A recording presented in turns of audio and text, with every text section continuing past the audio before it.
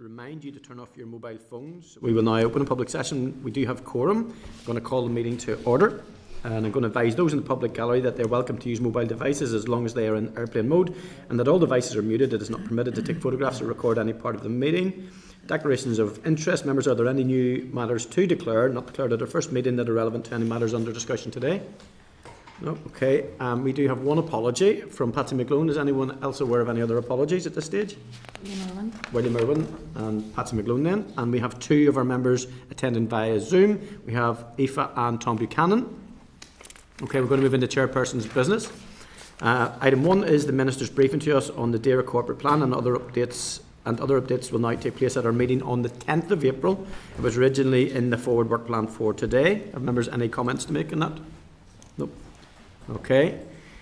Agenda item 3 is the minutes of the meeting on the 13th of March. I refer you to pages 6 to 15 of the pack for the draft minutes dated the 13th of March. If you have any comments, please make them. If you're not and you're content, I will sign the minutes as drafted, and they will be published on the website.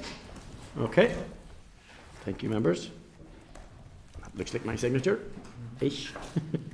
Agenda item 4, matters arising. I refer you to the response from the department dated 13th of March, pages 17 to 60 of the pack, regarding the Northern Ireland Civil Service sickness absence, including a copy of the Northern Ireland Civil Service Health and Wellbeing Strategy and Action Plan, and their line manager guidance brochure rather than a booklet.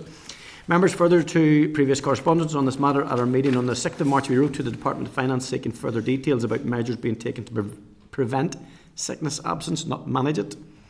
DOF have forwarded information to us that was provided to the Committee for Finance, and a short summary of the measures which was provided to other departments, including 1. A sickness absence policy review, 2. Health and Wellbeing Strategy and Action Plan, 3. Details of the Mental Health Forum, and 4.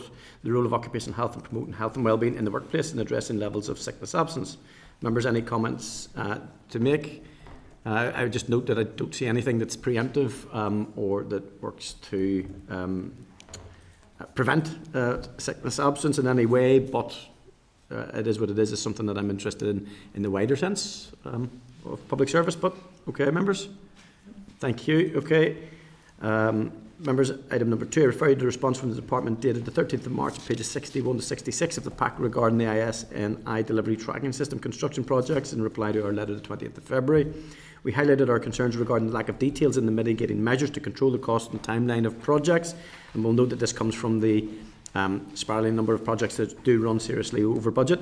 In response, DAERA states that the Caffrey project is managed in accordance with an industry-recognised Royal Institute of British Architects, RIBA, and their plan of work for the design and construction process, and Prince 2 methodology for project management to ensure that the project remains viable in terms of costs and benefits. At both campuses, the project is currently nearing completion of RIBA Stage 3. That's the design stage with regular cost and outcome reviews.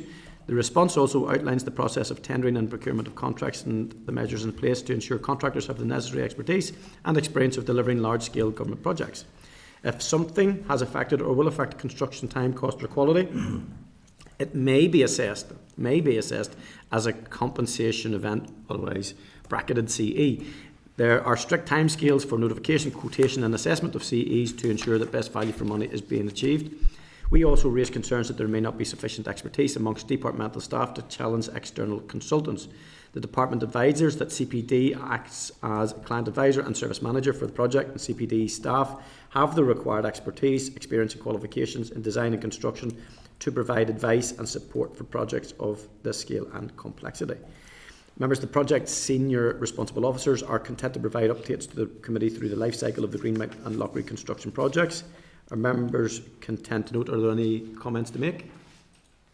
No? Okay. We'll keep our eye on that one. And I know Patsy in particular is exercised about that. So item number 3, I refer you to the response from the department dated 30th of March, pages 67 to 71 of the pack, regarding NIEA wastewater capacity. We sought the department's view on how effective is the Water Stakeholders Partnership Agreement, WSPA, in meeting its objective.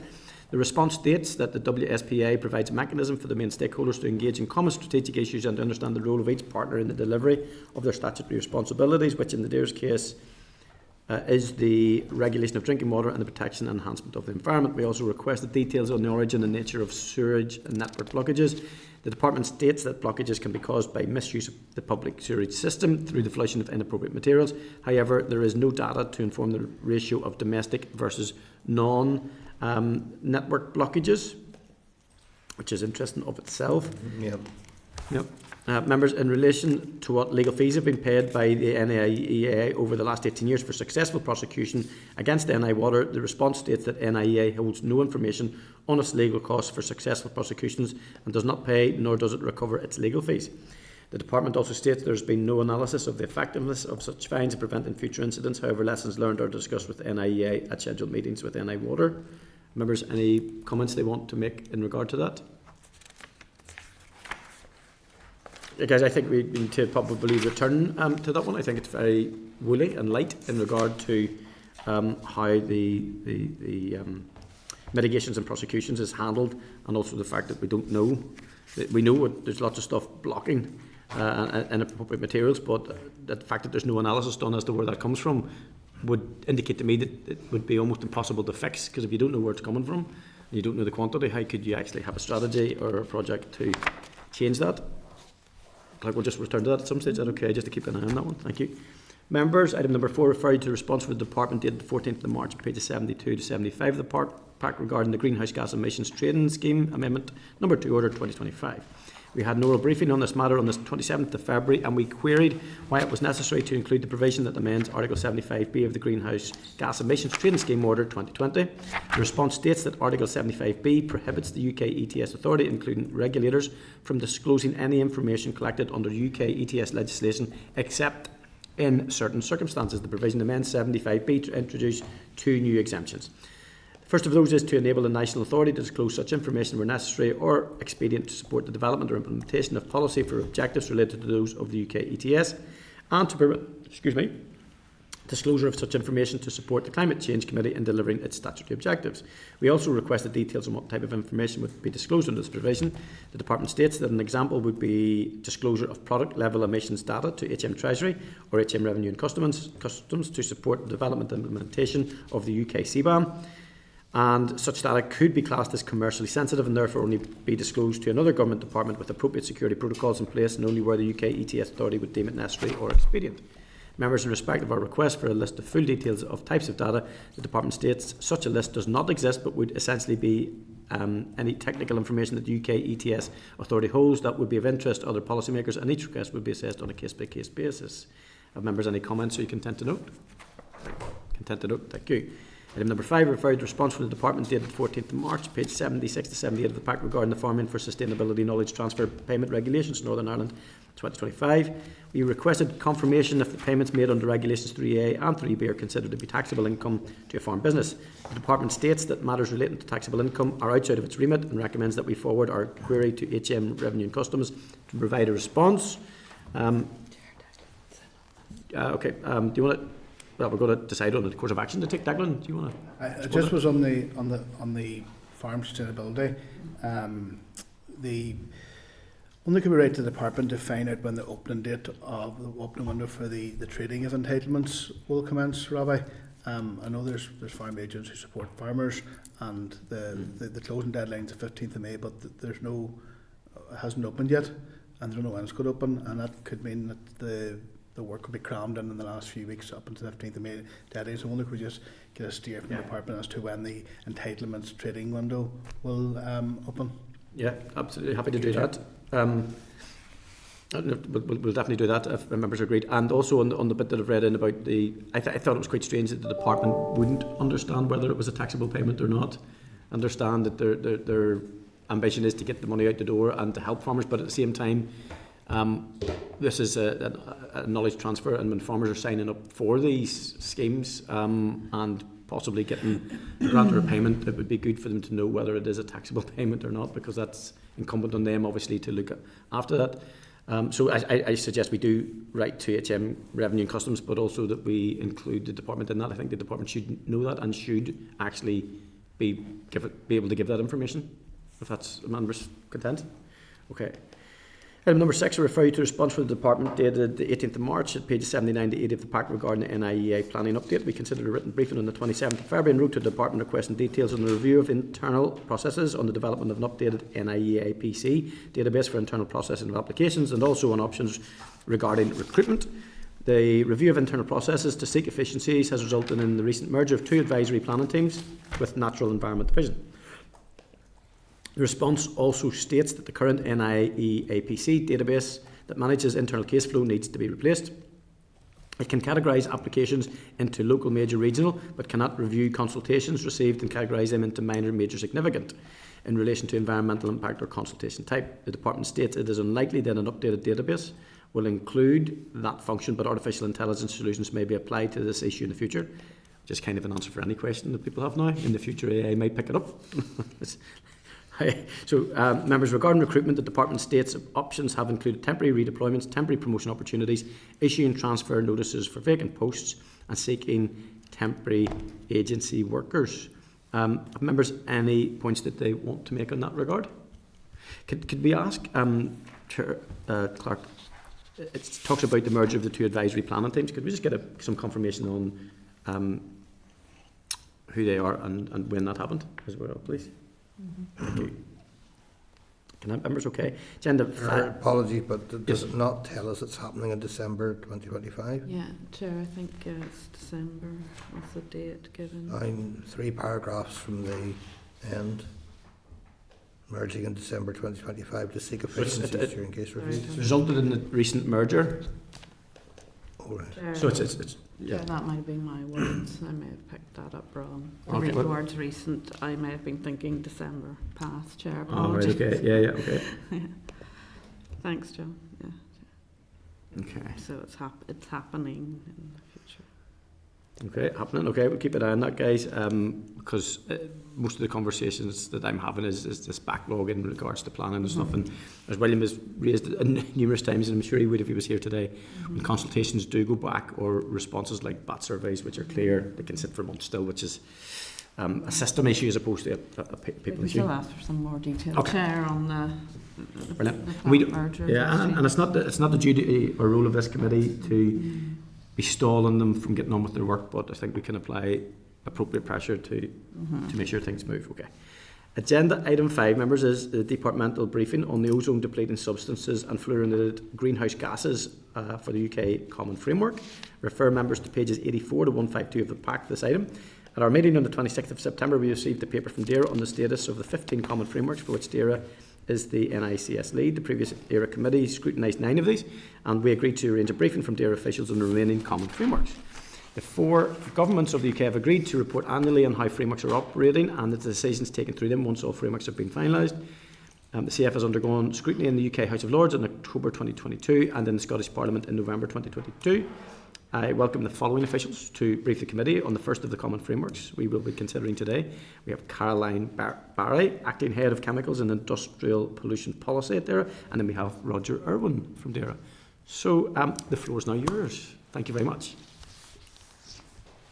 Thank you, Mr. Chairman and members of the committee, and thank you for giving us the opportunity today to come and speak to you regarding the UK Common Policy Framework on fluorinated greenhouse gases and ozone depleting substances, or F-gases and ODS for short. Now, as you say, I'm Caroline Barry and I'm currently acting head of the Chemicals and Industrial Pollution team within DAERA, and Roger Irwin, who sits within my team, joins me today, and he specifically works on the F-gas and ODS legislation and policy and is involved in the operation of this common framework as I am. Now, our branch is involved in several areas of environmental legislation, some of which require common frameworks, including on chemicals, industrial pollution, radioactivity, F-gases and ODS. Now, the common framework documents themselves lay out the basis for post-EU exit cooperation across the UK government departments on these areas of environmental legislation. They are expressions of political commitment, but are not intended to be legally binding or enforceable. Now, the FGAS and ODS Common Framework was one of 12 provisional common frameworks that was published in February 2022. Its main purpose is to set out an agreed approach to the post-EU exit policy and legislation work throughout the UK on FGASs and ODS. The framework, its document itself, is comprised of 2 sections, a provisional framework outline agreement and a concordat. Together, these state the agreed post-EU exit governance arrangements and decision-making processes on FGASs and ODS policy between DEFRA, the Scottish and Welsh Government, and DERA in Northern Ireland. Now, the governance arrangements consist of a governance group and a working group which sits under it. The governance group meets biannually and is made up of senior policy representatives of the UK Government, each of the devolved governments, including Northern Ireland, and a senior representative of the English Environment Agency. It may, by consensus of all concerned, make decisions in respect of recommendations made by the working group. Now, the working group meets monthly and is made up of policy representatives of the UK Government, each of the devolved governments. Sorry, apologies. Sorry.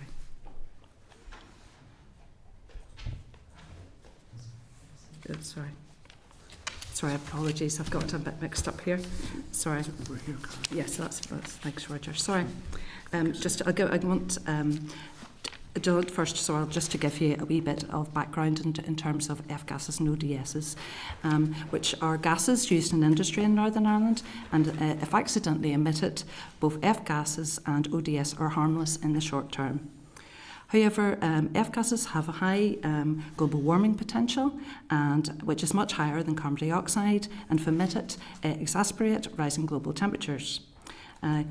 ODS have a similarly high global warming potential and and also damage the Earth's ozone layer, which is essential for the survival of all life on Earth. Now, FGASs and ODS are used as coolants, constantly enclosed inside products and equipment, and they are not used as fuel and so are not usually emitted unless by accidental leakage. This leakage could be during usage, installations, storage, transportation, or decommissioning of the product or equipment. Now, FGASs are used in several sectors of industry in Northern Ireland, including refrigeration, air conditioning, fire equipment, aerosols, heat pumps, and high voltage switchgear. ODS have largely been phased out and replaced by FGASs, but before they were used much more commonly in refrigeration systems, air conditioning systems, heat pumps equipment, and fire protection equipment. ODS are now primarily only used in small quantities for military ships, vehicles and submarines, laboratory research into ODS, civilian aircraft and airports, and land-based command and communications facilities. Now, just to go back to in terms of the actual groups that are involved in the Common Framework, as I say, the governance group meets biannually, made up of policy representatives for the UK Government and each of the devolved governments, including Northern Ireland, and a senior representative of the Environment Agency, and may by consensus of all concerned make decisions in respect to recommendations made by the working group. The working group, as I said, meets monthly and is made up of policy representatives also of UK Government, the devolved governments, and the Environment Agency. And also, like the governance group, may by consensus consider policy issues or disagreements, or in specific cases make recommendations in respect of policy of the governance group. Issues arising on a day-to-day basis on FGAS and ODS matters are regularly discussed at by UK-wide officials in the working group meetings, in more informal and ad hoc meetings, and via email and telephone correspondence. Now, under the terms of Annex 2 of the Windsor Framework, Northern Ireland is required to remain aligned with both the EU FGAS and ODS legislation. Now, 2 new sets of European regulations were introduced in March 2024, one on F-gases and one on ODS. Both these sets of regulations were considered by the Democratic Scrutiny Committee in April 2024, but no further action was taken. DARE officials engage with their counterparts in GB to ensure that any potential policy divergence is tracked. And an early example of divergence has been the introduction of these 2 new EU regulations on F-gases and ODS in Northern Ireland. And while our GB counterparts are looking to make changes to their domestic F-gas and ODS legislation, they are not legally required to introduce those brought in by the EU. Now, the Common Framework actually helps in this area as it sets out a decision-making and dispute resolution process which ensures that the 4 jurisdictions can discuss and manage any policy divergence. And it also establishes a review and amendment mechanism for future updates to the framework. The ODS and F-gas Common Framework document is available on the gov.uk website if you'd like to view it. Now, once this committee and all the devolved governments have finished their examination of the provisional Common Framework, policy officials across the UK will assess the feedback received and make any changes to the documents that are required. Now, in conclusion, I'd like to thank you for your attention, and sorry for the mix-up, and to say that my colleague and I are happy to answer any questions that you may have. Thank you very much for that presentation, and it really is quite interesting because obviously in terms of household usage and stuff and refrigerants and stuff. My first question is regard to how we manage the recovery of F-gas in Northern Ireland if you know when appliances, whether household or industrial, become redundant, and do we have a policy in regard to how we capture it, store it, or get rid of it? That's already in law from the previous EU regulation on F-gases. And yes, it is not permitted to simply dump fridges, air conditioning, heat pumps, or fire equipment in landfill without previously removing and recovering the F-gases for reuse, recycling, or even what they call destruction, which means converted into other chemicals.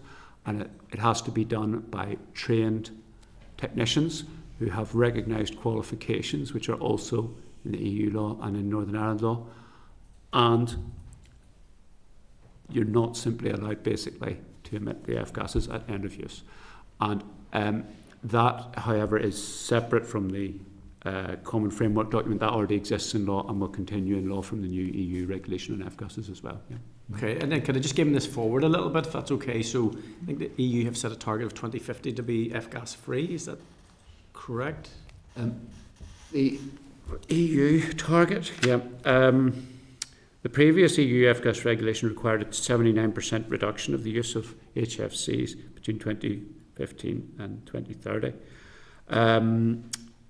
The most recent amendment to the Montreal Protocol was the Kigali Amendment of 2019, which was worldwide, and that requires a reduction of 85% of hydrofluorocarbon use, which is the main type of F-gas that's used, and production between 2019 and 2036.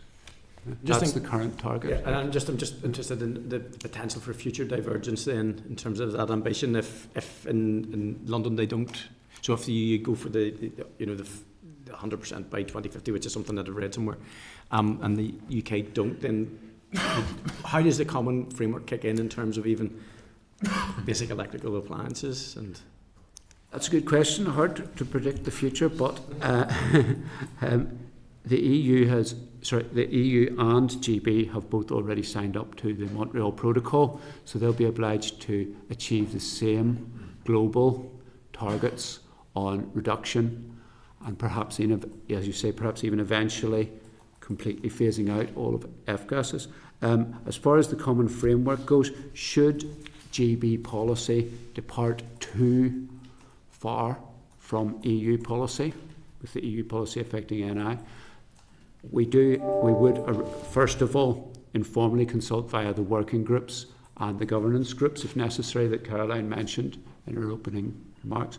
And should that not provide satisfactory resolution to that, although GB colleagues do assure us they will take policy divergence into account, but if it still doesn't work, it can then be escalated to the Senior Officials Programmes Board and then eventually to ministers via submissions, who would then take a further decision on that, presumably with DEFRA GB advising their ministers too, and interministerial discussions as a very, very last resort. If we can't resolve that any sooner, that would be the process.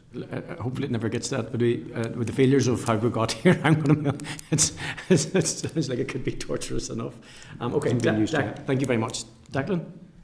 Thank you. And Robbie has touched on the question about how is divergence managed. I suppose where divergence would come into the sharpest focus would be here on this island, the island of Ireland. And obviously, you know, you have a situation where the northern part of the island is out of the EU, yet still subject to the EU ODS, so that the concordat you're referring to applies to the north, but it doesn't apply till, obviously it doesn't apply to the south. But given the fact that we share a land border, and like gases don't know any borders, you know, when items can move up and down and all the rest, is there any, like, you know, conversations going on how to manage these gases and, you know, with their counterparts in the south? We are working, consulting with our counterparts in the Republic of Ireland, yes, who are also bringing in the equivalent EU regulations on both F-gases and ODS for the Republic of Ireland. As far as your question goes, yes, the EU law applies there in the Republic of Ireland as well, but you're correct in also saying that the Common Framework document does not apply in the Republic of Ireland, but it does apply in Northern Ireland. Yes, that is correct. Now, there is no current issue, therefore, for trade on the island of Ireland, because there are no trade barriers, because we're bringing in the same EU regulations on both F-gases and ODS that they're also bringing in the Republic of Ireland. So trade should continue to flow freely across the Irish border. Yes, is that what your question was? Sorry. I suppose it's just the managing of it. You know, is there the same regime for managing these gases? You know, given the fact that, you know, there's communities where they're literally on the border. You know, and you know. Well, there is no actual common framework document between Northern Ireland and the Republic of Ireland. No. However, we have been working informally with our equivalent colleagues in the Republic of Ireland's DECC, I think it is, Department of Energy and Climate Change, on issues such as the continued mutual recognition of the F-gas certificates that I mentioned earlier, for technicians who are recovering, for example, F-gases from refrigeration, so that Northern Ireland and EU can continue to recognise each other's certificates. And we're also discussing the different ways in which we would bring in all the other aspects of the EU law into Northern Ireland law and Republic of Ireland law. Yes, we have been engaged in informal discussions with our colleagues in the Republic of Ireland. Yeah. Thank you, Roger. Thank you, Chair. Thank you. And John Blair then. Thank you, Chair. So some of the detail of what I was going to ask has been covered already, but suppose a more general question, and fairly obvious one. What's the trajectory on all of this in relation to Northern Ireland? Or can we demonstrate a decrease in these gases over a period of time, whether it's 5 years, 10 years? And is that decrease, if it is there, getting better or not getting better?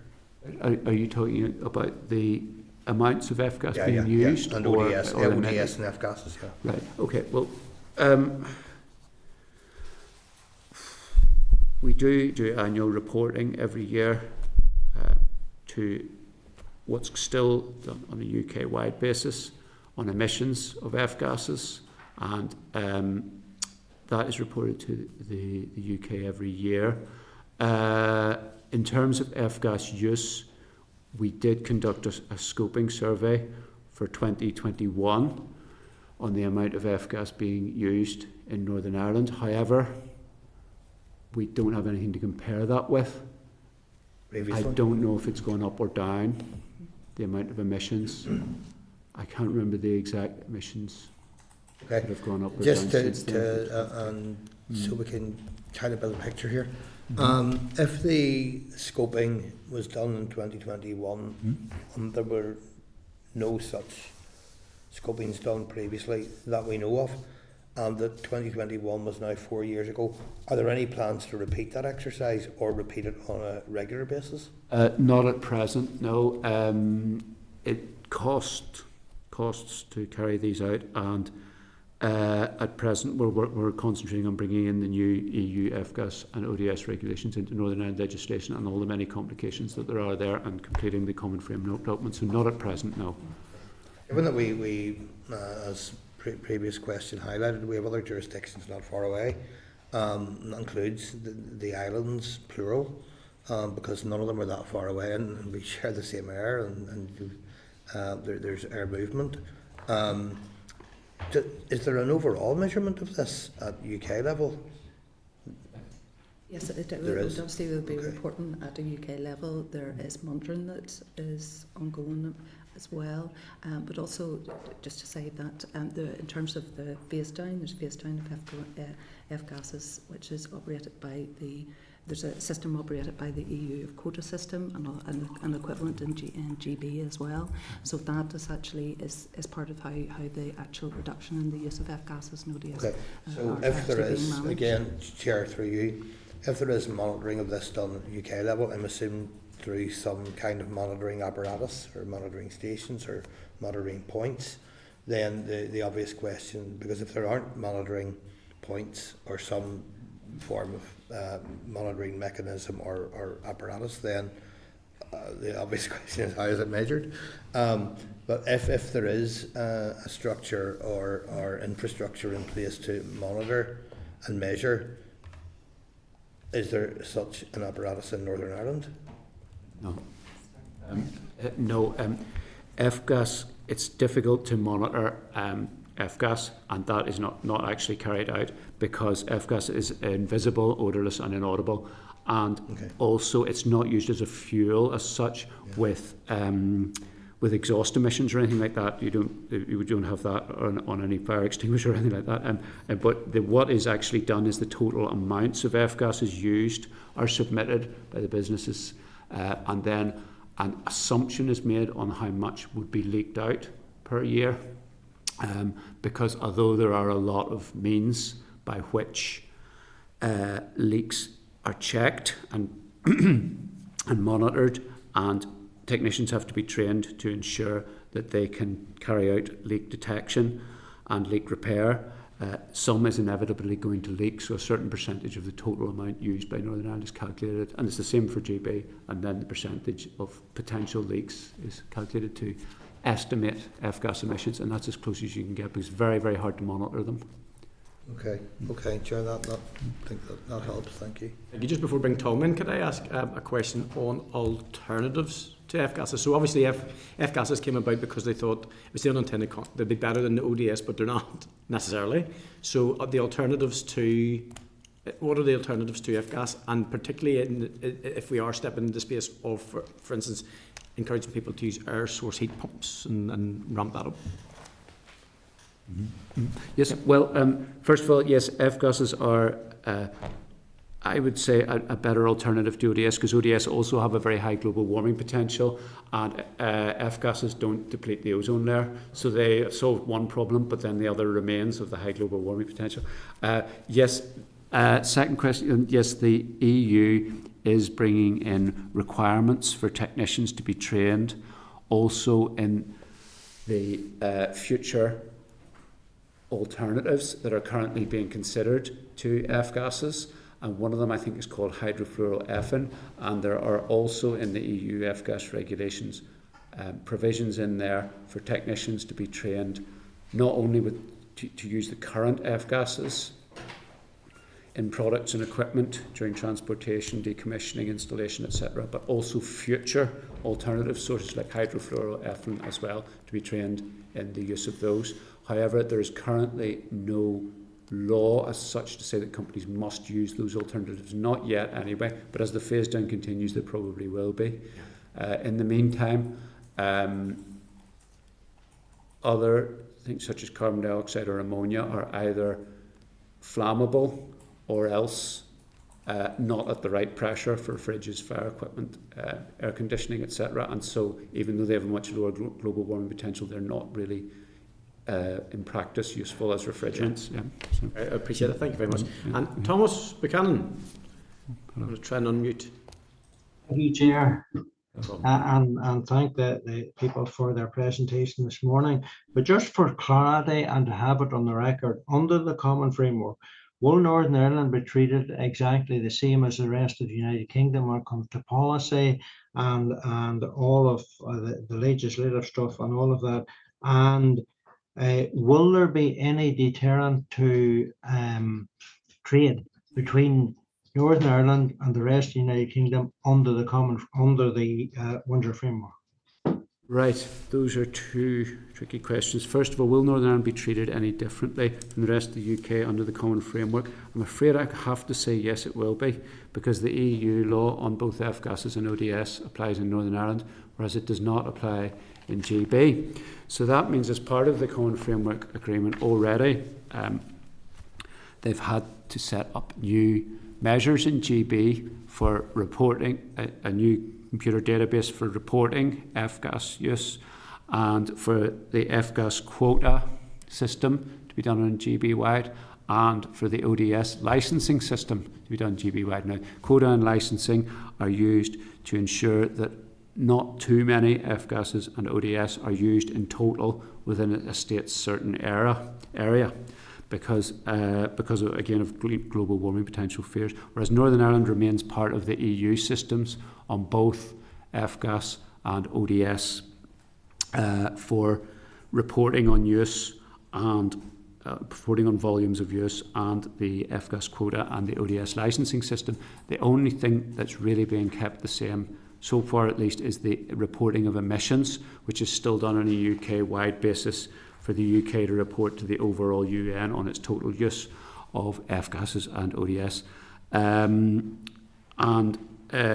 GB, though, they have assured us that they will take policy divergence into account, and we do have the dispute resolution system by which we can escalate any major concerns we have here in Northern Ireland about the potential for policy divergence, because GB is a very major source of trade with Northern Ireland for F-gas and ODS and products and equipment contained therein. And so that is about as best an answer I can give you there. There are concerns about policy divergence, yes. Sorry, your second question then, what was the second question again, sorry? The second question was, would there be any barriers to trade between GB? Would that cause any barriers in trade between Northern Ireland and GB, perhaps under the Windsor framework? Yes, some, but they're being mitigated as best we can. First of all, as I said before, mutual recognition of certificates is due to continue. So people working on installation, etc., decommissioning, etc., of products and equipment containing F-gases, the certificates to do that legally will still be recognised in both GB and NI. Secondly, there are means by which checks can be done for products and equipment containing F-gases being transported between GB and NI electronically, to make sure there's a minimum of fuss at the border, minimum of commotion. For example, the GB quotas on F-gases can be monitored and checked online. And there's a new computer system coming in for HMRC and National Clearance Hub called Certex, which will also include F-gases and ODS, and they can check from there if the products and equipment have the required quota or licensing system to minimise the fuss at the border. The other issue that may be, for example, is there's now new EU regulation that fridges, air conditioning, etc. may not have a global warming potential of F-gases of above 1,000. That can be checked again remotely by the relevant businesses and NCH and HMRC before the products and equipment come to Northern Ireland. And there is also a trading advice scheme set up to help businesses to work out how they can transfer their goods readily and easily containing F-gases and ODS, for example, between GB and NI. I hope that will help alleviate your concerns a little bit, but I don't know. Yeah, thank you for that. Will there be an added cost then to businesses here? Because you've said about a training, there's going to be training set up to help businesses. Will that add an extra cost to businesses here? Perhaps some extra administrative costs, yes, but we are going to be consulting with businesses on that during the consultation period for bringing in the new European Union regulation on both F-gases and ODS. There could be some administrative costs there. Hopefully they will not be, hopefully they will not be too great for businesses. Thank you, and thank you, Chair. Okay, thank you very much, Tom. It was a good session, I think. Good questions. Thank you very much for your attendance. Members, is there anything else just before our witnesses leave? No? Okay, well, thank you for your time. We may be in touch in the future. Thank you. Thank you very much. But Karen, you're staying. Double punishment for yourself. Okay. Not a bother. Okay. So agenda item 6, members, is the departmental briefing on integrated pollution prevention and control, the developing and setting of best available techniques, BAT, provisional UK common framework. So members, I refer you to pages 153 to 206 of the pack for this item. This common framework has undergone scrutiny in the UK House of Lords in November 2022 and the Scottish Parliament in November 2022. So Caroline, thank you for staying. And we also have Nicola Duffin, the Senior Scientific Officer at DAERA. So if you would, when you're comfortable, if you would like to give us your briefing, please.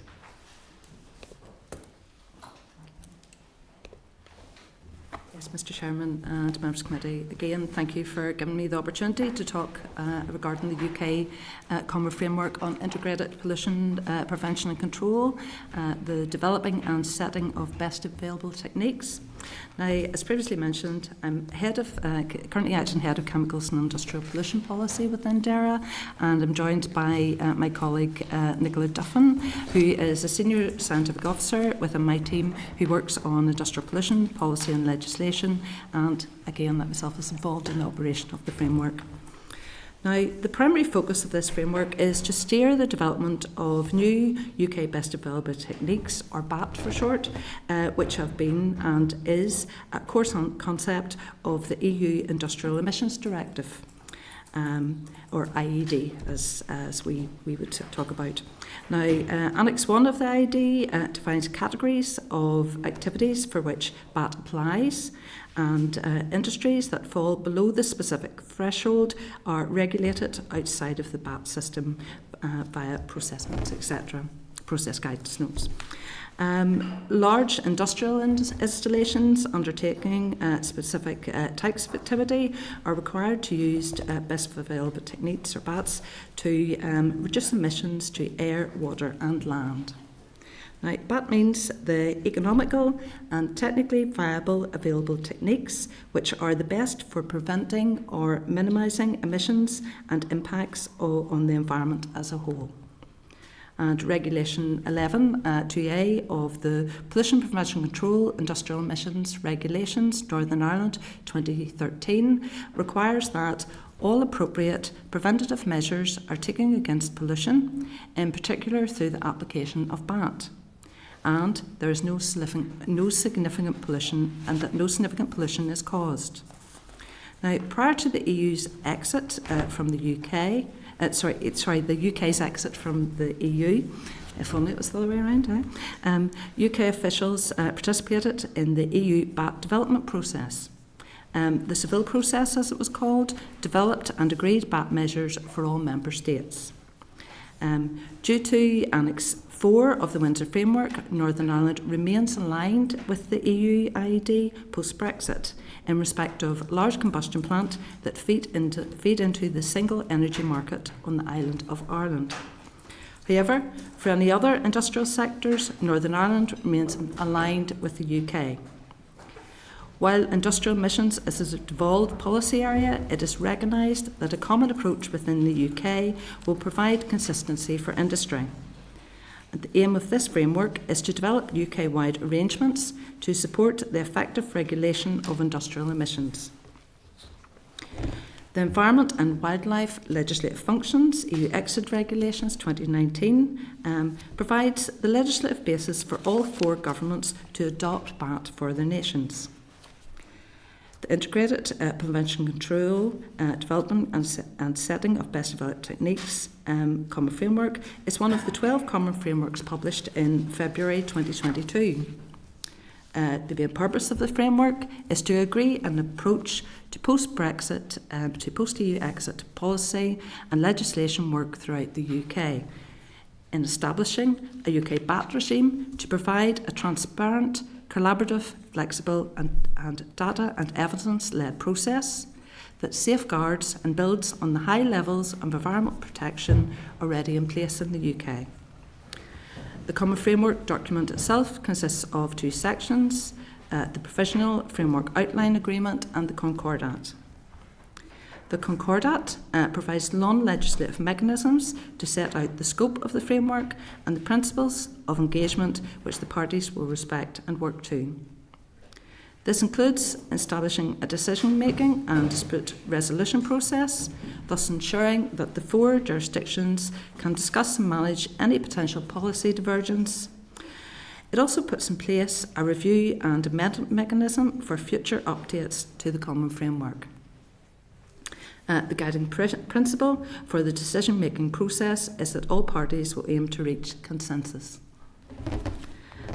The Common Framework provides a governance structure consisting of the Standards Council, which provides strategic oversight, the Regulators Group, which supports the Council and provides oversight of the sector-specific working groups, the Small and Medium Industry Subgroup, the UK BAT Advisory Board, and the UK Air Quality and Industrial Emissions Governance Group, and a range of sector-specific technical working groups which provide technical expertise.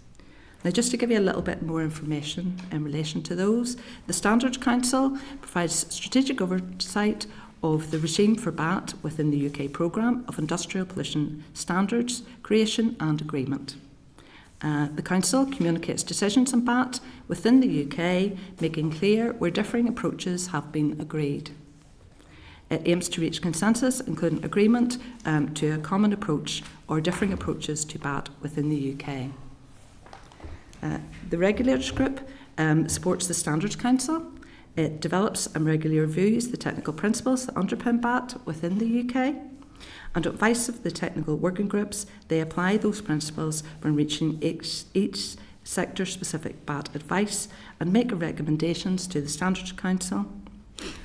And policy decisions on the adoption of BAT are the responsibility of the Standards Council.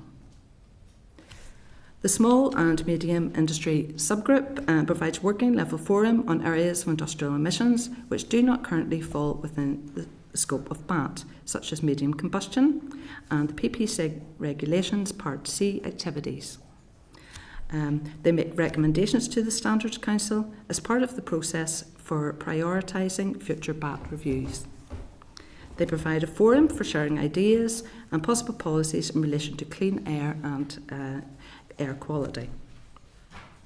The UK BAT Advisory Board provides advice to the Council on strategic matters relating to BAT. It's made up of representatives from the devolved government, regulators and stakeholders with an interest in BAT, including industry, trade associations, local government, NGOs and academia. The UK Air Quality and Industrial Emissions Governance Group is a high-level group comprised of senior officials who provide strategic oversight on matters relating to air quality and BAT. They ensure the continued functioning of policies and legislation post-EU exit but do not deal with the working and operational aspects of the BAT Common Framework. The devolved governments are represented on all of these groups, including the sector-specific technical working groups where relevant. And just to flag that last week, a meeting of the UK Regulators Group actually was held in Belfast, which both Nicola and myself attended. Now, a copy of the Professional Common Framework document can also, like the FCAS framework and ODS framework, can be found on gov.uk website. And once this committee and all the devolved governments have finished their examination of the Professional Common Framework, policy officials across the UK will assess the feedback received and make any changes to the documents that are required. So in conclusion, I'd like to thank you for your attention and to say that Nicola and I are happy to answer any questions. Thank you so much for that. Appreciated that. Thank you. And I'm sure members will have a number of questions for you. I have two, if that's okay. I can start off. Yeah. Okay. So the best available techniques, or BAT, means, as far as I know, the economically and technically viable available techniques which are best for preventing or minimising emissions and the impacts on the environment as a whole. But who decides, who sets the standards for BAT and decides what the balance will be between technical effectiveness and the economic viability of it? Is there a specific group within the Concordat? I was going to say, it's the Standards Council. It has the overall call on that. Obviously, they take advice from the regulators group, which in turn takes advice from the technical working groups. So really, there's quite a lot of people who are feeding in, who are working on the ground, and also who are technical specialists. And as we've said, the common framework is a way to try and form a consensus and a set of rules to form agreement as to what is the best way forward, particularly in this situation with regard to best available techniques. Okay. And Northern Ireland, what is the scale of industrial emissions measured against England, Scotland, Wales and the Republic? Where do we sit? Is there a league table of industrial emissions?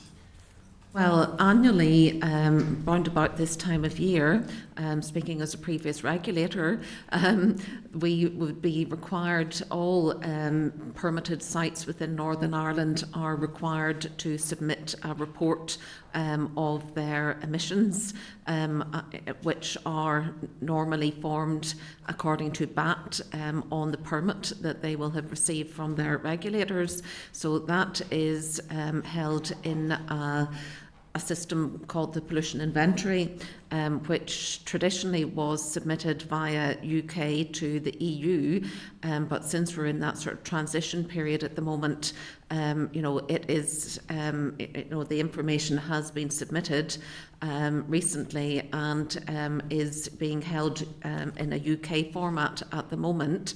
And but with regard to the large combustion plant, that information has been passed on to Europe because that is what we are required to do. So yes, there are available figures on the amount of emissions within the UK. Do you know where we sit in that table in regard to the region, Northern Ireland specifically? Well, it would be very hard to say exactly where we sit because you're talking about lots of different industries. So off the top of my head, no, I couldn't say exactly where we sit, but the figures are available certainly at a UK level very recently, but throughout the whole of Europe within the recent past. Okay, and then final one for me then. So there are different groups that have been set up in this framework for tackling,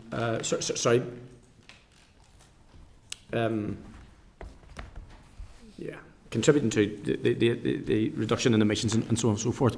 But there's also that you've hinted at what happens if there is divergence. Is there anybody which is responsible for horizon scanning for potential divergence? I know it's probably only in the region of power, as far as I can see from the briefing, but is there any group responsible for trying to assess complications in the future with regard to divergence and alleviate those before they arise? Or is it a matter of just as changes happen, then trying to deal with them as they come. Obviously, Northern Ireland, obviously, across the winter framework is aligned with the EU in relation to those sites that feed into the single energy market. There's currently 4 sites that relates to in Northern Ireland that has been agreed with the EU, however that number may increase over time. In terms of the winter framework, in terms of the actual common framework, within the working groups and the Standards Council would be the main body that would look at what is coming through and consider what the potential impacts would be, and then any issues that can be identified would be escalated if there's divergences identified and there's concerns about that. There's a dispute resolution mechanism whereby we can work through, but overall, as Nicola said, that it is by consensus that the various working groups actually work within the actual framework. Yeah, okay, thank you very much for that. Declan, do you have any questions? Yeah, just sort of briefly. Obviously, the large combustion plants that feed into the all-island single energy market, they remain part of the aligned with the EU. See, for other installations that aren't of that scale, do they have an option? Is it optional to opt into this, or is it a requirement? Not really. The way it's written in the Windsor framework, it's quite clear that it is only the large combustion plants which feed into the single energy market. With regard to how the pollution prevention control regime in Northern Ireland and the whole of the UK is formed, it is still working from retained EU law, i.e. The Industrial Emissions Directive, IED1. Effectively, both north, south, east and west are all feeding into the same legislation at the moment. There will be slight differences in the way the Scottish Government have interpreted their pollution prevention control system, the same as England and as Wales and Northern Ireland. But they're basically working off the same directives at the moment, and it's hard to predict the future as to what changes that will bring, in the future. Again, it just goes back to the divergence questions again. If there's a divergence between the UK and the EU on this, down the line, is the framework robust enough to cope with that? Well, it is robust in that, as I've said at the beginning, that we are trying to form as best a consensus as we can. Any meetings that I have attended recently, that the format has been very, positive, and it's unlikely that there will be a lot of divergence. Certainly everybody is working as hard as they can to try and make sure that it's as easy a transition as possible, and that ultimately we keep the ultimate goal of reducing pollution as being the main aim of this. Yet again, north, south, east, west. Yeah. Thank you very much. Can I also flag that we're all obviously working with our GB counterparts in the development of the range of new UK BAT techniques, BAT conclusions, which will be applicable across the UK for a range of different sectors. There's a tranche 1 is almost complete at this stage, with further tranches second tranche is underway, and a further third tranche is planned for development on a range of sectors. Thank you. Thank you, Declan. And John Blair? Yeah, thanks, Chair, and thanks to for the presentation as well. The question I'm asking is similar to what I asked previously on F-gases and ODS. I totally understand the logic of having these frameworks in place to ensure best practice, but I'm going to ask a question again about how this is measured. What does success look like in relation to this? Or is it the case that a lot of industrial pollution would already be measured by other departments within government whether that be on climate or air quality or whatever it might be. I'm keen to know how the effect of the framework is measured, if it is, or is it assumed that industrial pollution is already captured in terms of monitoring by other government departments and environmental agencies? Well, industrial pollution monitoring is covered by the pollution inventory, which NIA is the enforcement and monitoring body. The framework basically is a set of rules and procedures that we follow to try and format the future. I'm not really sure if there is a monitoring process in place to measure the success of the common framework. No, in terms of industrial pollution, I mean, and the effect that any common framework might have upon that, but I also understand it would be easy to see how industrial pollution effects on society or air quality or environment are decreasing or increasing, because that information will already be held for government, so there's not a need then per se for this framework to do monitoring separately. Is that the case? Yes. That would, because obviously you have air quality monitoring, you have water pollution monitoring, a range of different monitoring. Captured elsewhere, basically. Yes. Okay. Thank you. Thank you, John. Any other questions, members, on this item? Just checking online. Think Aoife and Tom are content, as far as I can see. Yeah. Okay. Thank you very much for your presentation. And we may be in touch. We may bring you back. That's good. Thank you very much indeed. Okay, members. Do you want we start into this? Do you want to get into that, or do you want to take a wee break now? Because once we get into that, whatever. No, just read that bit there. Okay. Yeah.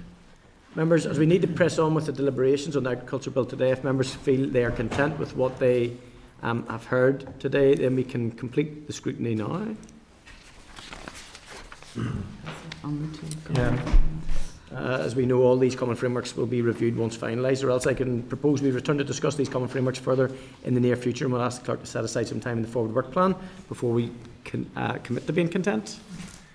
I think, given that there are a couple of members maybe missing, we may will seek to return to them just to clarify, so that it's as smooth as possible. If you're content, we will return to the members. Okay.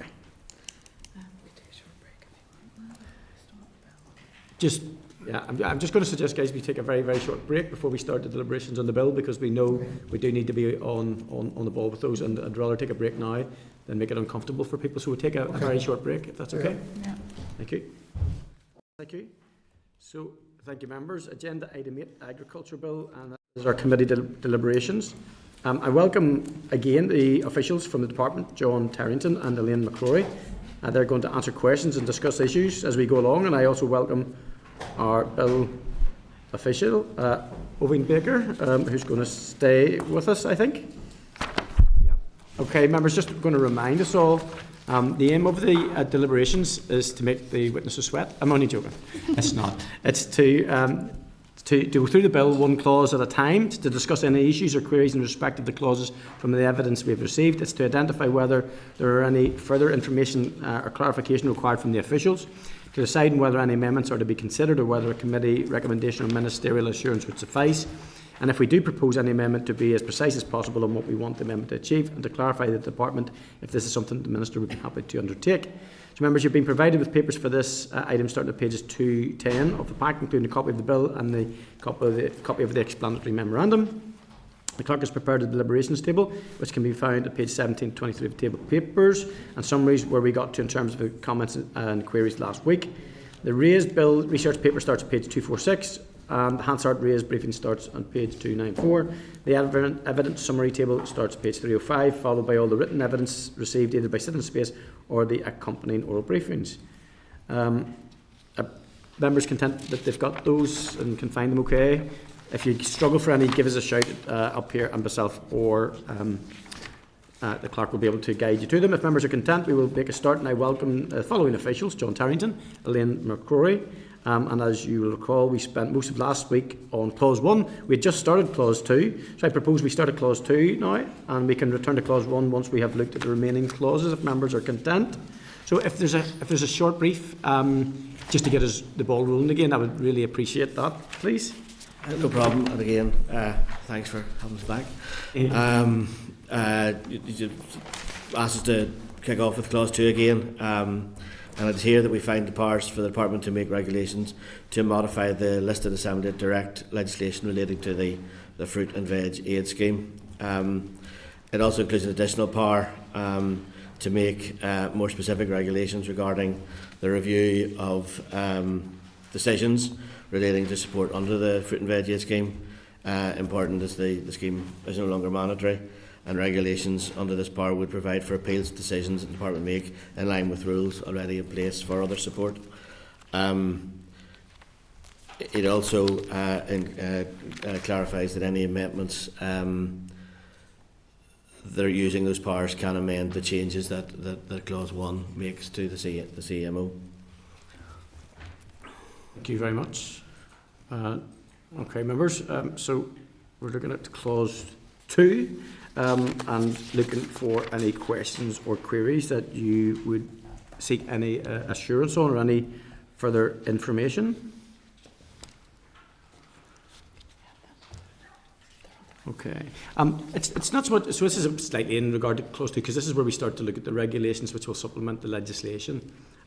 Has there been any work in that space or any direction given in that space as to what they will are to look like? Or I think from I'll start and you can talk about the review. In the first instance, the powers are to amend the existing EU legislation, so there's limits there already in what can be done. So it's the things that are within the devolved space within those three pieces of legislation. That is the kind of that is a limiter to degree. And whether we've looked at any of that in detail. Obviously, as part of the review, we're looking at the legislation, because the first bit of the review is looking at process, and process covers the existing legislation, the kind of rules and procedures that we have in place. So we have had an initial look. Now, we haven't come to any conclusion, but we've gone through to identify what potentially could change, bearing in mind what stakeholders have been telling us as well. And also just, this was an EU scheme. To some extent, it was domesticated, if I can use that word, but it was only domesticated to make it work. It doesn't necessarily align with our priorities as a department, the Minister's priorities, so there's scope to move things about there. To be more specific, you'll be aware that this legislation hasn't kept pace with the changes in the EU and south of Ireland as well, obviously. And stakeholders are looking very enviously at those changes that have been made elsewhere. So, for example, in the EU, you can have a 7-year programme, you can have a 3-year programme currently here. They're looking at the level of funding available, so you can get 80% for research, development and innovation, and for environmental measures. Here, you still have the 50% for that. So there are things we can look at to say, well, maybe we would want to shift in that way. In terms of administration, again, you'll be familiar with EU legislation is quite clunky and very detailed and sometimes very prescriptive, particularly around checks, for example. And we might want to look to say, well, is it really necessary to do 100% checks on every single piece of paper associated with that programme? So we might want to look at that. So there are opportunities to align with the good things that have happened elsewhere. There are opportunities to streamline the things that don't really work for us, and also to make it better suited to our circumstances in Northern Ireland. in terms of so obviously if the legislation was to pass, that's unlikely to change. It'll be in place for a while. But regulations are obviously everything's subject to affirmative resolution. So even though the word modify and the descriptor for that would scare us, but the powers are significant, but obviously it's subject to draft affirmative, so the power resides within the Assembly there. If in the development of the regulations, is there any intent to consult wider than the Assembly and the Committee into the... Apologies, yeah, I mean, I think normal policy development from where we sit would say yes, that would go through. I mean, obviously starting with those that currently benefit from it, but wider with, I mean, the potential, and it's sitting here without, clear sight to be fair, but with the potential of amending something that might make it more attractive to other sectors, for example. So obviously there would be need to consult with them. But I would say, in as far as the review, that's been an ongoing process, and I think whenever that starts rounding towards decisions in what might, then yes, those will go back, and that will be a continuing narrative that has been ongoing for some time. Okay. Any other members? Any queries on this clause in particular, clause 2? Just to, Chair, on the power to modify, that just relates specifically to this area that we discussed previously, yeah? Well, I think it is. It's littered throughout the clauses, to be fair. Clause 2, clause 3. The definition, the modified definition, it would relate to the legislation under the fruit and veg aid scheme, but also clause 3, the legislation under the information and promotions. That definition of modify applies to both. Should be bringing forward regulations in that space as well. Sorry, is that? Yeah. Okay. So, and just in clause 2 then, at 2.1, the power to make regulations to modify the listed assimilated direct legislation. Could you clarify what legislation these powers 2.1 apply to or will apply to? Is everything just within the FEAS then? There's no other wider implications of... It should all be in there. Okay. But by the nature of EU legislation, there may be consequential somewhere else in terms of definitions or whatever, and that's the reason for jumping forward again for the consequential etc. powers. But 99.9% and anything that's policy will be in those three pieces of legislation, and even And then for the other. For fruit and veg, for and then say the information provision somewhere else, and even within then there's stuff that we couldn't amend using these powers within those three pieces of legislation because they fall into the reserve sphere, and would fall to UKG around producer organisations, particularly the setup and arrangements for that. Okay. Was there any other points to make in that clause? Yep. You content to move on? Okay, thank you. Just quick on the clause 1. Okay. Okay. So we'll bring clause 2 to a conclusion at this stage. Any further information needed from the department? Further discussions can take place at the meeting next week, and I know there are some members who just aren't here at the moment who are particularly interested too. So it doesn't mean you're off the hook with clause 2, by the way. I'm not giving you the green light just yet. Okay, do you want to give us a brief overview then in clause 3, perhaps? That's the provision promotion measures and powers to modify. It will be very brief. Yes. The clause also confirms a power on the department to make regulations to modify assimilated law, ex-EU law, this time in relation to the legacy EU agri-food information and promotion schemes. That's what the clause does. Elaine, do you want to give a 2-minute on what those schemes did, because we haven't really discussed that an awful lot with you in the Okay, and I can't find the page, so it'll just come off the top of my head as usual. Sorry. So I know. Okay, so in the past, the Commission could run competitions that people would apply for to promote agri-food products, and they were basically about raising awareness of those products, trying to promote consumption of them. If there was a crisis, for example, particularly trying to raise consumption at those times to try and support producers, and also highlighting the quality of EU products, how they were produced, the environmental credentials of them, the high animal welfare credentials and so on. There have been quite a number of successful applications from Northern Ireland in the past. The Dairy Council of Northern Ireland has been particularly successful, and it had programmes running 2015 to 2017 and 2018 to 2020. And these were export promotions programmes in third countries, and particularly the last 3 years, once EU funding ended, we funded the third year of those programmes, and there were export campaigns in Southeast Asia and the Middle East.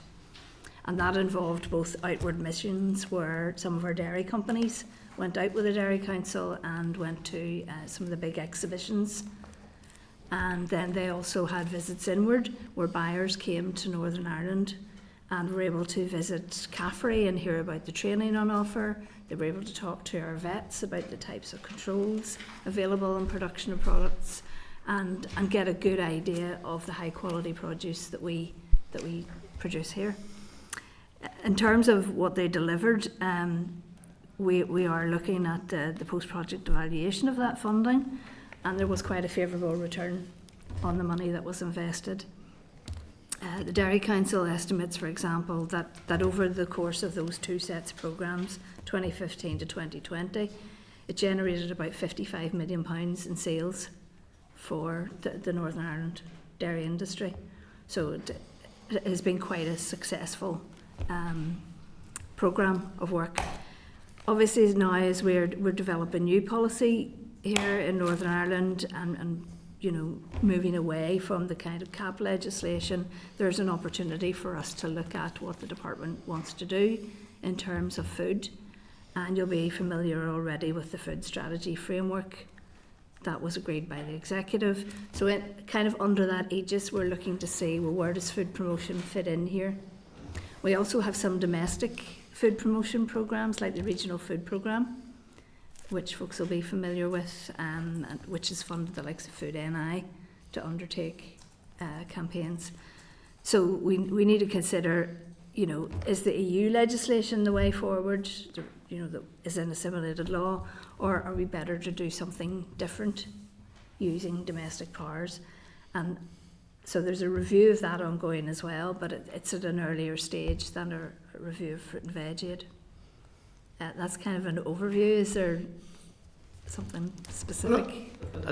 That's fine. And so the thing that was rattling about my head was the food strategy, because I can see the direct links here. But you know, I know we passed the intent, the overarching intent for the minister to go ahead and do that. So the action plan still has to be. Yes. We still have to have sight of that. Yes. So from my perspective, clauses 2, but particularly clause 3, I could see the potential for either a good fit and for this to be exploited, or also the unintended consequences where it doesn't necessarily fit with the flexibility, the need to react to the global pressures, because food pressures are facing, I think, global pressures that they haven't for some time, or maybe it didn't exist before. And this bit, I think, is good. By the way, this is not a critique. Does this then perhaps mean that we are more flexible and agile in regards to reacting? Now, I know that, so this is a bit of an obtuse question I'm asking, because I see the implications of changes, whether we're exporting in particular to GB or to the EU. We've had these discussions previously on information, on packaging, and all of that. Does this clause in the legislation assist that, do you think? Help? Or is it an unmeasured consequence, maybe? If I could say, firstly, I mean, if the potential, the fruit and veg aid scheme is a potentially clunky, potentially very EU scheme, I imagine this is as well, by the nature of it's an application from various member states or organisations within various member states. So in terms of its immediate flexibility, I imagine it's not particularly flexible. That's why we've taken powers. There may be, however, it also, because it has been successful, having it there on the statute book is something that might answer a need, and rather than having to come and look for additional powers, additional primary powers, having it on the statute book is something that is certainly more flexible than not having it. As Elaine said, there are other powers that we use and have used in parallel to having this, and I guess it's down to as policy develops. Okay, we'd like to do X, we'd like to do Y in the background of global pressures and future policy. Well, let's go and see what powers we have is always the first way of doing that.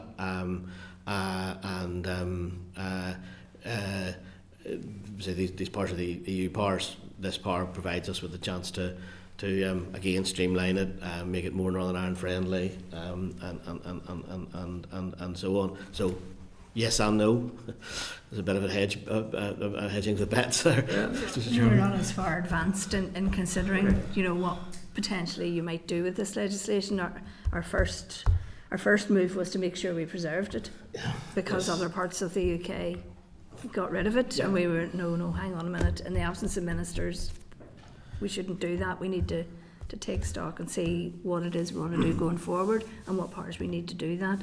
So don't throw out powers that you have. And to some extent, taking it now is the opportunity given by the need to do the rest of the bill in terms of the fruit and veg aid scheme. That who knows when the opportunity to bring more primary powers would come forward. So on the basis that this is a gap, we don't have the power to do this. This was the time to do it. Okay. I'm content with my questions. Any other questions, members? No? Okay. None? Okay.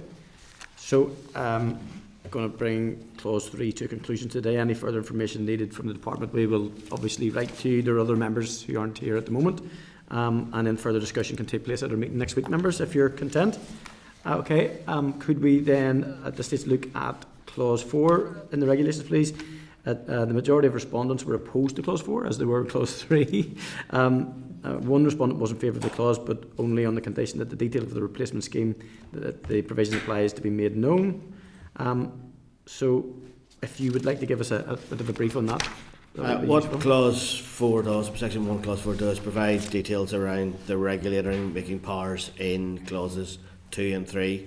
It provides that these regulations can make supplementary, incidental, consequential, transitional, transitory or saving provisions, and it's a standard provision to allow for changes to other legislation to ensure a fully functioning statute book following amendments that might be made using the powers under clause 2 and 3.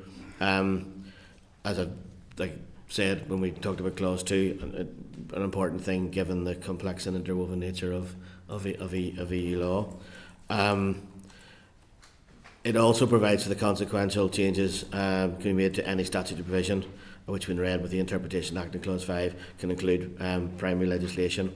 Again, a narrow power we believe is standard to ensure a fully functioning statute book and no unseen consequences.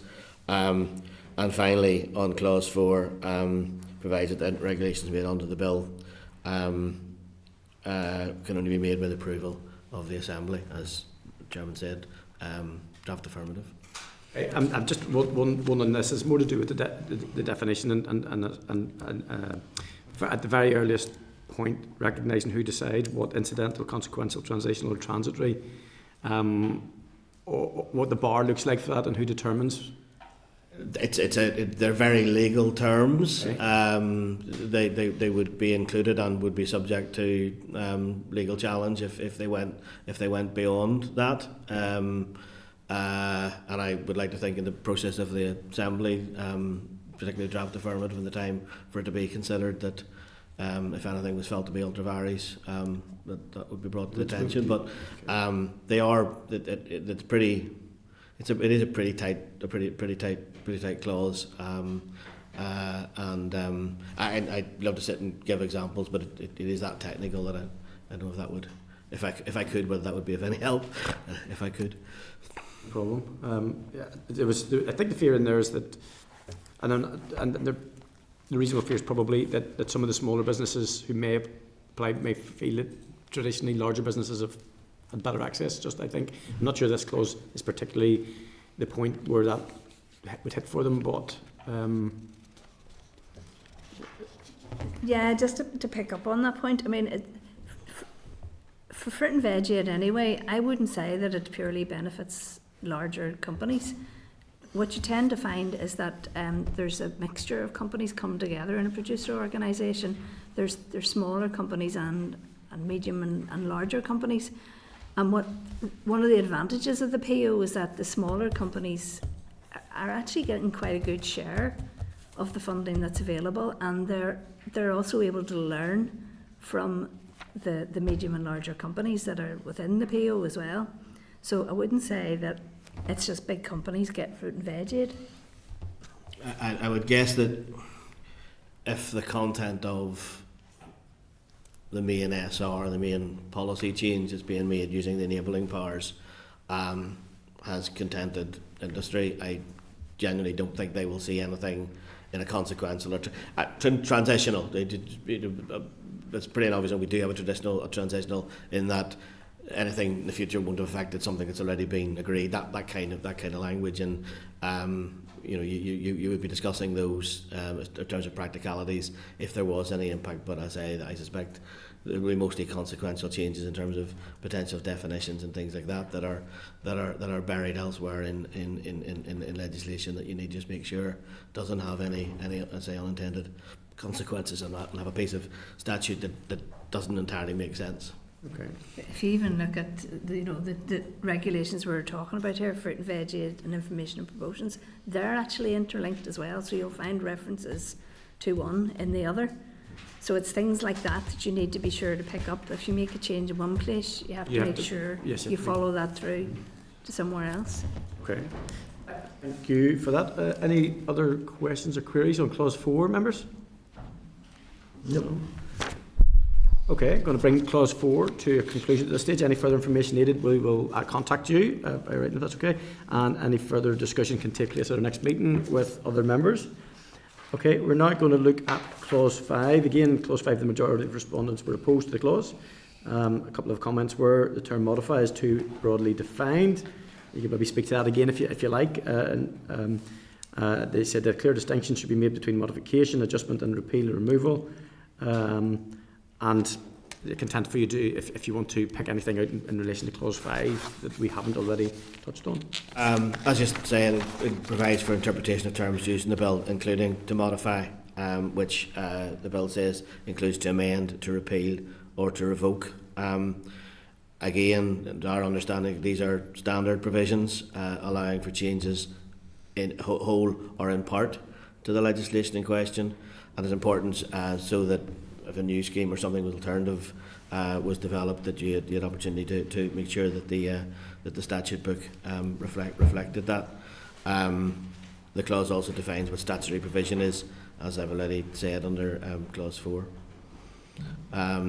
Again, in response to the stakeholder comments, as you reflected, I don't think it's that broad. I think it is standard, and also it is subject to the draft affirmative, as said in clause 4, and that's there to give the reassurance that the department's not going to do anything that the Assembly doesn't like.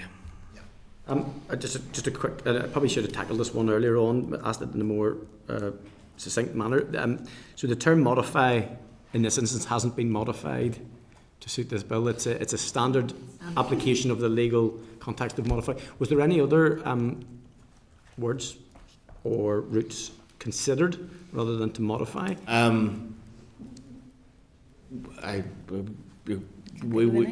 don't think there was. This again in discussions with the drafters was we said what we needed to do, what it was for, and that's what they drafted. Again, I think there's pretty a consistent similar with definition in the Scottish Agriculture Act. That's fine. Thank you. That's it. That sorts that out for me. Any other questions from the members on clause 5? No, members are content. Okay, then I'm going to bring clause 5 to a conclusion. If we require any further information, we will contact you, and other members who aren't here may be interested in that, and we may get you back if that's okay. Now we're going to get clause 6, which is the commencement and short title. I don't think there's going to be too much information required in that. Do you want to No, for the record, another technical clause provides for the coming into the operation of the Act on royal assent, which, given the transitional provision in Clause 1, wouldn't have an effect on any current operational programmes. And obviously then it sets out the short title of the Agricultural Act. I know we had a discussion with that a few weeks back. Yeah, it's a conversation I've had a few times. I think it's not you. It is not. This is not a poke at you. I think the bills should absolutely do what they say in the tin for just even for people for research purposes. Who I regret that it is called the agricultural bill. To be honest, I can say, in terms of you're asking, what other words were used at the time of drafting, we saw this as a potential amendment to the 2020 Agricultural Act, in that it would have depended on to the existing powers that we would have to change the other CAP schemes, and we thought that was a good way of doing it. The advice at the time was, well, this is far more open and clear and transparent for all stakeholders to see, so that's where we end up where we are. Okay, I appreciate that. Have any members any other points they want to make on Clause 6? Nope. No, okay, going to bring Clause 6 to conclusion. However, any further information is required. We do reserve the right to either write to you or ask you to come back in if that's okay. And the committee will have further discussions which will take place at our next meeting. So, thank you so much for your time. Thank you. Members, in terms of our deliberations around this, obviously we'll return to it next week, but what a member has indicated to me the need to discuss maybe with the stakeholder involved perhaps at the appropriate time. So you minded that we were content that we do engage just further, just to ask plural. Yeah, I'm not sure. anybody's impacted by the legislation, yeah. And again, to be fair, in terms of the returns to decision space, there wasn't much. We haven't had a big, but I'm keen just that as we're moving through the bill, that we're not relying on them to stay updated with us, that we offer them the opportunity to speak in, and if they want to take it, fine. If they don't, that's grand, if you're content with that. Yeah, Michelle? Yeah, Chair. Thank you. Apologies for being absent for most of that. I think it would be useful if we could hear from the stakeholders again, given the fact that the Minister has changed the, I suppose, some of the premise of the bill in regards to ending this year. So I think it would be useful to have those conversations. Not, as you say, not everyone has engaged with us, but there are those who did come who were very passionate about it. And I suppose it would be useful just to get their updated views before we then embark on our own decision making. We do have there's a small list, isn't there? Mm-hmm. Stakeholders, yeah. That's fair. Yep. Engaged with us, yeah. Yep. We'll do that. Make them aware of the deliberations we've got as far enough if they want to continue. As Michelle said, the Minister has made on the face of it looks like a good move, so to see how that has impacted on them. Okay, thank you, members. Okay, we've made good time. Agenda item 9 is SR 2025-47, the direct payments to farmers cost compliance revocation regulations. Refer to pages 352 to 357 of the pack for the SR and explanatory memorandum. As you will recall, the prayer of annulment was supported at the Assembly on the 4th of February 2025 and revocation action is now required. At our meeting on the 6th of March, we agreed that the Department proceed to make the SR. We'll now put the question to the Committee on the SR. That the Committee for Agriculture, Environment and Rural Affairs has considered SR 2025/40, the Farming for Sustainability Knowledge Transfer Payment Regulations, Northern 2025, and there's no objection to the rules subject to the report of the Examiner statutory rules. Are members agreed? Thank you, members. Agenda item 10, departmental written briefing consultation on mandatory use of CCTV in slaughterhouses. Members, I refer you to page 359 of the pack, the clerk's memo providing a summary of the written briefing, and to pages 361 to 379 of the pack for consultation on mandatory use of CCTV in slaughterhouses. A copy of the draft consultation document. As detailed in the memo, the Department intends to launch an 8-week public consultation on the 26th of March on the introduction of mandatory closed-circuit television CCTV in slaughterhouses. The proposed policy would provide benefits such as improved practices, assurance of high standards of animal welfare, and the enhancement of evidence for officials to take enforcement action where it's deemed necessary. It will also bring Northern Ireland up to the same standard in place as in the rest of the United Kingdom. Members, any comments? Are you content to note? Content to note, thank you.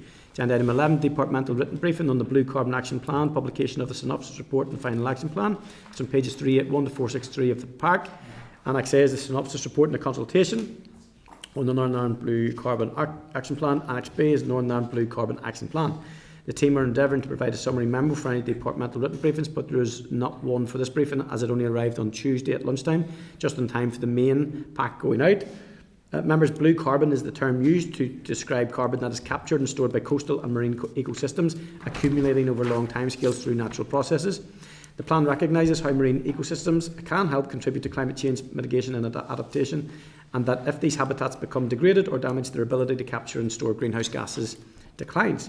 On the 22nd of April 2024, the Department opened a consultation on Northern Ireland's first Blue Carbon Action Plan. The Department has now responded to stakeholders' queries and calls for clarity and amended the plan where appropriate, and engaged with other UK devolved administrations to ensure that a consistent approach is taken across the UK.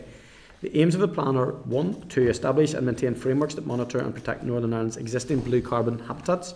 2. Promote blue carbon habitats as a nature-based solution for addressing the challenges presented by climate change and biodiversity loss, whilst highlighting wider societal benefits. And 3. To align the plan with cross-cutting policies relating to climate change, biodiversity and other environmental obligations, recognising the links between marine and terrestrial ecosystems. The Department intends to create a marine nature recovery group made up from government, industry and academia, alongside a broad range of stakeholders to work towards the co-delivery of the action plan. If we are content, members, the synopsis report and Blue Carbon Action Plan will now be published on the Department's website. Any comments to make in this regard? Looks like a good piece of work. Okay, agenda item 12, members, is the fair farm pricing. Refer to pages 465 to 486 of the pack to the following matter in relation to fair farm pricing. Draft letter to Farmers for Action, the NIO email of the 16th of January 2014, and the draft SI, the Fair Dealing Obligation Pigs Regulations 2025. We have been considering this matter at a number of meetings since October, members. The Clerk has received confirmation from the Assembly Legal Services that no previous ERA committee has sought legal advice from them regarding the Farm Welfare Bill. The Clerk has also drafted a proposed committee letter to FFA covering our due diligence on this matter and our opinion that the matters regarding farm gate prices are reserved matters, as it strays into competition law, which is a reserved matter under Schedule 3 of the Northern Ireland Act 1998. Further to that, the draft SI, the Fair Dealing Obligations Pig Regulations, have been led in Westminster this week and extend to Northern Ireland. The regulations will introduce mandatory written contracts between first purchasers and pig sellers for all pigs sold in the UK, unless a seller opts out of having a written contract. They will apply to all new contracts from summer 2025 and existing contracts from summer 2026. This would seem to further support that supply chain contract matter, and they are reserved to Westminster. The committee will be considering a written briefing on the draft SI at next week's meeting. So, before we discuss about the legal advice, Declan, did you want to come in? Just in the fair farm pricing, obviously anything that can deliver any fairness into the food supply chain is to be welcome, but I note that it's expected to cost in the region of 5 million annually, and I suppose maybe in our communications with, has it been led by Westminster? Mm-hmm. We maybe find out, do we have any assessment of the cost for businesses here in the north, and when to expect these regulations come into force? Sure. Point, yeah. Any other items that anybody wants to? Michelle, you okay? No. So I think if we would seek before the letter is finalised, it'd be great that we do get the legal advice on it, and then also a synopsis of everything that's happening at Westminster, just to make sure that we're up to date in terms of any legislation, any private members' bills, etc., that would have an implication that we should be cognizant of. Happy enough, members? Thank you so much for that. Okay. Agenda item 13, members, is correspondence. Refer you to correspondence from the Department dated 12th of March, page 488 of the pack, regarding the British Wool Annual Report and Accounts for 23-24. A copy of the report, which the Department is required to lay before the Northern Ireland Assembly, is attached and is also available online. Have you any comments, or are you content to note? Content to note, thank you. Members, I refer you to correspondence from the NI Fiscal Council dated 12th of March, page 530 of the pack, regarding this report on the 25-26 draft budget entitled the NI Executive's 25-26 Draft Budget and Assessment. Any comments? Content to note. Members, I refer to a memo from the Clerk to the Finance Committee dated 13th of March at page 637 of the pack regarding the final budget 25-26 proposals. The Department of Finance has written to all departments to seek further information in order to inform final budget 25-26 proposals. Following the closure of the Department of Finance's consultation on the 13th of March, the Chancellor's spring statement is due on the 26th of March. Have you any comments, or you content to note? Thank you, members. Is this on the fiscal paper, Chair? So, sorry? Is this on the, what agenda? Yes, so page 637 of the pack.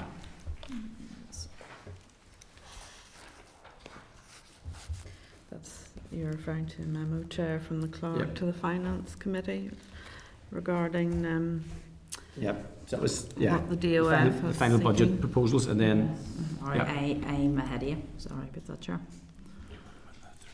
Excellent, thank you. Okay, members? Okay, 13.4 members are referred to a member from the Clerk to the Public Accounts Committee dated 14th of March, page 642 of the pack, regarding a primacy update. Members of the Public Accounts Committee agreed to retain primacy on the NIAO report into ambulance handovers in Northern Ireland, published on the 11th of March. The committee agreed to release the NIAO report into tackling waiting list, published in October 2023. You content to note? Agenda item 14 is the forward work plan. A draft forward work plan programme can be found in table papers at pages 25 to 27. Do you agree that the forward work plan is published? Yep. Okay. Are there any other items of business that members want to raise? No? Okay, good. Okay, the date and time of our next meeting, guys, is Thursday 27th of March at Agri-Food and Biosciences Institute, AFBI, in Hillsborough. We'll be meeting at 10 o'clock, and a map and directions were included in your pack in table papers. We'd like to advise you that suitable clothing and footwear will be required, because you will be travelling on a, well, hopefully the weather's good, on a farm trailer. Okay, so I would say, yeah, I would say probably jeans and wellies, jeans and wellies, and yeah, that'll be good. It'll be really a really good committee meeting, and a chance to see what they're up to in AFBI. So if members are content. Chair, Yep, fine. Chair, could I just make one quick point there? It's taking us back to the bill. Because we are at Hillsborough next week, normally I maybe would have said then we could bring the officials the week after, but I know the officials aren't available the week after, so I will have to request that they come to AFBI next week to continue deliberations on the bill. So is that fine? I'm fine, yeah, good with that, yeah. Yep. Okay. And just make sure, well, they'll not be going on the trailer, I wouldn't think so. Okay. Michelle? Just in relation to what Janice has just said, would it be easier to have a committee meeting maybe on a Tuesday to accommodate that, rather than bringing them next Thursday, the following Tuesday, if they aren't available on the Friday? On the Thursday. I know they are out of the country for a week, so I think we'll just have to go ahead with next week. Okay. Thank Yeah. you. Okay. Thank you. All right, members, if we're content, then we are finished. Thank you. Committee Room 21. Sound.